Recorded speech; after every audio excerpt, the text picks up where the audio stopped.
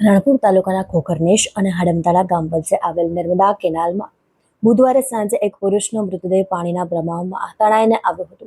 તેની જાણ રાણપુર પોલીસ અને રાણપુર મામલતદારને થતા રાણપુર મામલતદારની ટીમ અને પોલીસ સ્ટેશનના પીએસઆઈ જીડી આહિર તેમજ MM શાહ સહિત પોલીસ કાફલો કેનાલ ખાતે પહોંચ્યો હતો, પરંતુ મૃતદેહ સાયફંડમાં જતો રહેતા મોડી રાત સુધી શોધખોળ ચાલુ રહી હતી, પરંતુ મૃતદેહ શોધવામાં સફળતા મળી ન હતી.